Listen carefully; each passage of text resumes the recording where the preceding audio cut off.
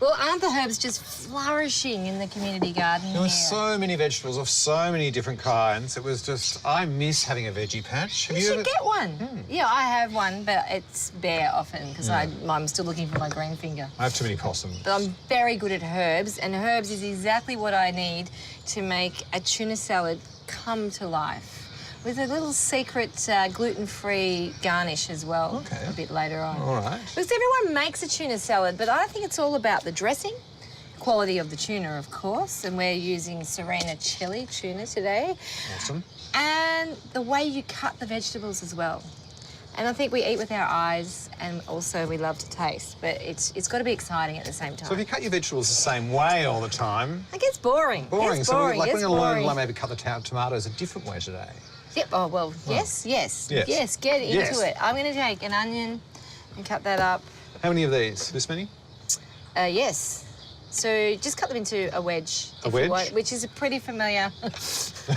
We'll get to the novelty, okay, in a minute. And I'm going to cut the onions just across like that. So when it comes to making a dressing for something like this, I sort of aim for 2/3 oil, 1/3 of the acid or the vinegar, whatever it may be. So a few shakes of sherry vinegar, and also, Rich, can you juice a half a lemon in there as well? I'm going to add some salt, generous pinch. Yep, go ahead with the squeeze. So what we're doing is building the dressing in the bottom of the bowl on the onions, and they'll soften really nicely and take out that aggressive sort of flavour of the red onion. Lots of black pepper. I'm going to do the cucumbers next. You continue with those tomatoes. Okay. Now, Rich, my nana used to do the cucumber in this fashion where she'd run the fork around the outside, and so did my mum. Okay. And you end up with a bit of a pattern in your cucumber. Cool. And then, Rich, when you slice this up, I cut them in a little bit of a bigger chunk and you get like a wheel. I mean, I know that everyone takes tuna salad to work. It's a bit of a, like a must do, but I just throw in some more rocket leaves or some green leaves the next day and then take another can of tuna and that's lunch. Oh, wow. Thrifty. Well, it's just very hard to eat when I'm out of the house. So I have to do that. I have to take my own lunch. Yeah. We'll give that a bit of a toss. Oh, no, we'll add some herbs. Some of these herbs from the garden. You can add any herbs you like, really. Today we're going to do mint and some basil.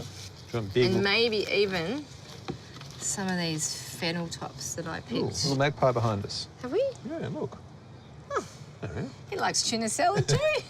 All right. So, in with the fennel, lots of fresh mint, a little bit of basil. Really, these fresh herbs just jazz up a tuna salad like nothing. I mean, there were else. so many other vegetables that you could throw into this salad. You reminded me of the capsicum I picked. I'm just going to chop some of this pepper up. Doesn't get much fresher. You can hear this No. freshness in this. Dropping those on. So, Rich, if you could just give that a really gentle toss through, and I'll get onto that gluten-free, crispy garnish I promised for this salad that, again, takes a tuna salad from an everyday thing to a very special thing. I think this is going to be very, very, very special. Karen, look at this. Look at this colour.